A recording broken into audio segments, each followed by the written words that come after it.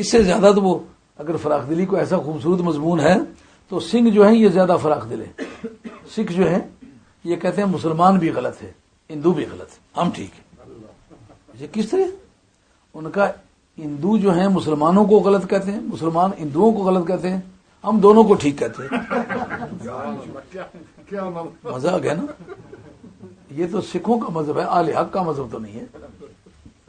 بخاری شریف کے متن کے اندر یہ بات مذکور ہے کہ ایک مرتبہ حضرت حسان بن ثابت رضی اللہ تعالیٰ عنہ پردے کے باہر بیٹھے ہوئے سرکار کے کچھ اشعار پڑھ رہے تھے.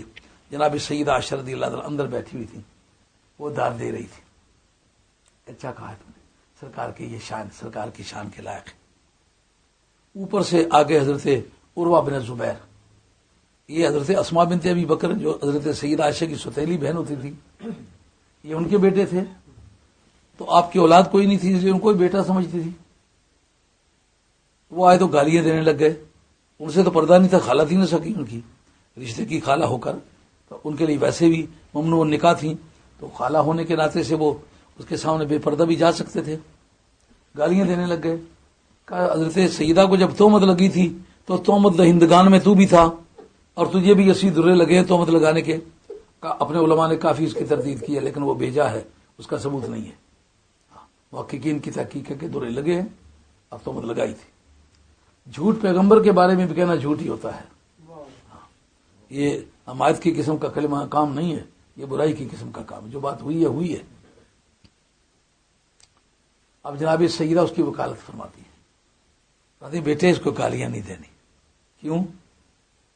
میں نے اس کو بخش دیا. وہ کیوں بخشا ہے؟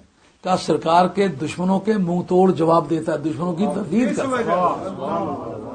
تردید اتنا بڑا سبجیکٹ ہے کہ سیدہ عائشہ طیبہ طاہرہ مزاج کی بڑی عالی مزاج ہیں اور سخت گیر طبیعت ہے آپ کی، لیکن بخش دیا ان کو. کیوں؟ سرکار کے دشمنوں کا رد کرتا ہے، یہ ان کے منہ توڑ جواب دیتا ہے.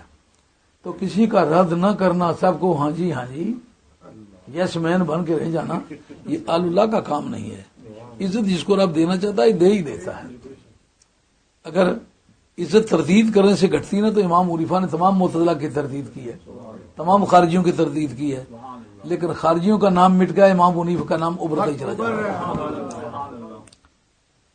تو ابو حیان اندلسی کی بات کرتے کرتے دور نکلا ہے. اس جگہ اس نے لکھا ہے کہ ہمارے ہاں اندلس میں یہ سسٹم ہے کہ عورتیں ایک چادر اوپر پہنتی ہیں، اس سے ایک آنکھ جو ہے وہ اس سے کھولی رکھتی ہیں تاکہ راستہ دیکھ لیں، اور پردے کا سب سے اعلیٰ طریقہ وہ ہے. اس وقت وہ چھچ کے اندر موجود ہے. 84 گاؤں ہیں چھچ کے، شاید کوئی چھچ کا آدمی یہاں بھی ہو. میں چھچ میں پڑھتا رہا ہوں، بہت اچھی طرح جانتا ہوں.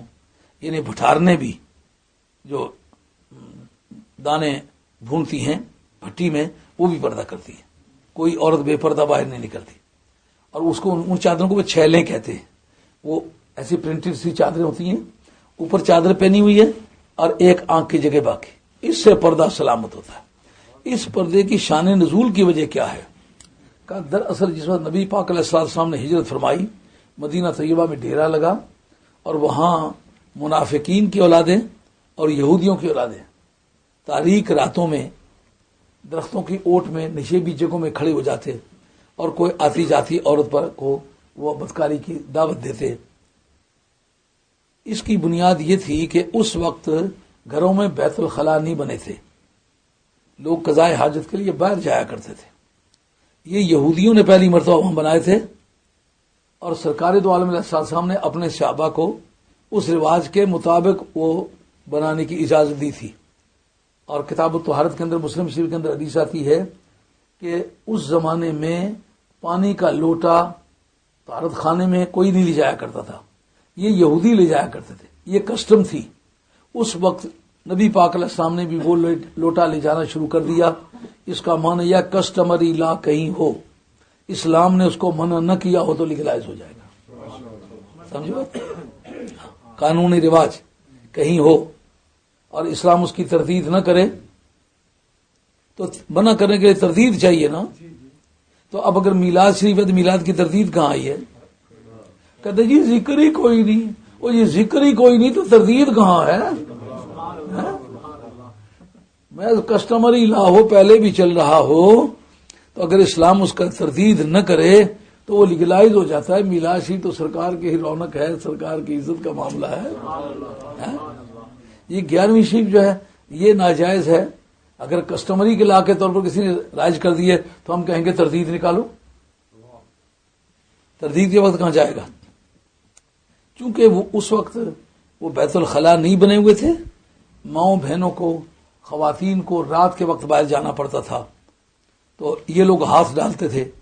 تو اللہ نے کہا کہ ان کو کہو یہ پردہ کیا کریں تاکہ دور سے ہی پہچانی جائیں یہ غیرت والے نبی کی غلام ہیں. یہ غیور قوم ہے، ان پہ ہاتھ نہیں ڈالنا.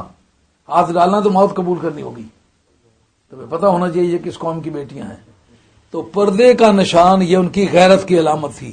مسلمانوں، یہ تمہارے اس عید اقبال کی خوبصورت یادگار ہے. تمہاری غیرت کا نشان ہے پردے کا ہونا. ہماری بیٹیوں کو یہ پیغام سناؤ، تم عزت والی بیٹیاں ہو.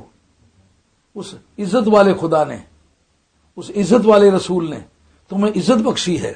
اس کو پھینکنا نہیں ہے. عزت اللہ تعالیٰ کی نعمت ہے. کہا کہ تم نے یہ کیے ہوئے ہوں گے حجابات تو دشمن دیکھے گا، ان کو پتہ چل جائے گا کہ یہ مسلمان، اس پر نہیں ہاتھ ڈالنا.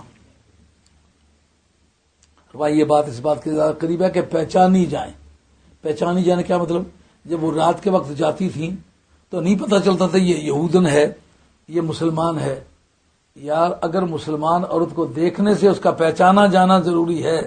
آج کتنی بڑی بے غیرتی ہوگی ملت اسلامیہ کی کہ ان کی بیٹیاں یہودنوں میں چلتی پھرتی ہوں تو یہودنے لگیں، عیسائیوں میں پھرتی ہوں تو عیسائی لگیں، سکھ عورتوں میں چلتی پھرتی ہوں تو سکھ عورتیں لگیں.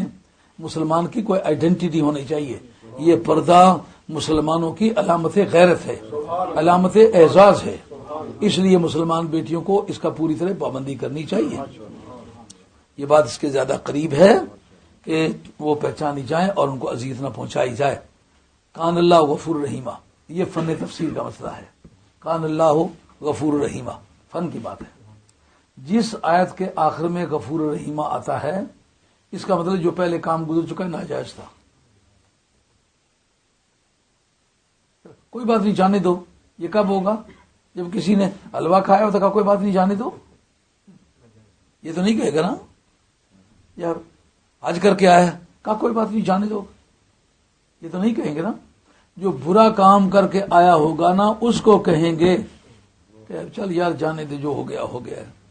رب کا یہ کہنا کہ اللہ بخشنے والا مہربان ہے، جو پہلے تم اس طرح کی برائیاں کر چکے ہو ان پہ قلم پھر گئی ہے بغیر توبہ کے، ہم نے معاف کر دیا ہے. واہ خدایا، دانہ گندم کبھی کسی نے کھا لیا تھا، تو نے کپڑے اتارے، گھر سے نکالا، بیوی میاں میں جدائی ڈالی، ایک کو جدے میں پھینک دیا، دوسرے کو کولمبو میں پھینک دیا، مدتیں بیتی، صدیاں گزر گئیں. دانہ گندم کیا چیز ہے؟ یہ تو بڑا سنگین جرم ہے. جو بے پردہ پھری ہیں، ہزارہ انسانوں کو دعوت نظارہ دی ہے، ان کو بدکاری پر آمادہ کیا ہے. اتنا اعلانیہ سجسٹو وے سے چلنا بہت ہائیلی کلپیبل ایکشن ہے، انتہائی قابل گرفت اور قابل مواخذہ جرم ہے. تو ان سے یہ نہ مطالبہ کرنا پہلے توبہ کرو جو پچھلے گناہ معاف کریں. کہا مدینے والے کی زلف تابدار کا صدقہ ہم تمہیں گزرے ہوئے گناہ معاف کرتے ہیں، آئندہ صبر کے چلو. آگے اللہ کریم فرماتے ہیں کہ اگر باز نہ آئے یہ منافق لوگ اور وہ لوگ جن کے دلوں میں بیماری ہے اور مدینہ شریف میں بے پر کی اڑانے والے، تو پھر ہم آپ کو ان پر مسلط کر دیں گے. یہ اس سے ملتی جلتی بات ہے جو سورہ توبہ کے اندر آتا ہے نا، فَإِنَّكَسُوا أَيْمَانَهُمْ بَعْدَ عَهْدِهِمْ. اگر یہ تمہارے ساتھ پختہ عہد کرنے کے بعد بھی باز نہ آئے، اگر ان وعدے توڑ دیے تو پھر ہم کہیں گے ائمۃ الکفر سے، جو کفر کے جو چیف لیڈر ہیں ان سے لڑائی کرو. یہاں بھی اسی طرح کی بات ہے. یہ جو منافق وعدہ تو کر چکے ہوئے تھے، یہاں وعدے سے مراد ایمان لانا. منافقین تو اندر سے حالت ان کی خراب تھی نا، ظاہری تو پکے نمازی.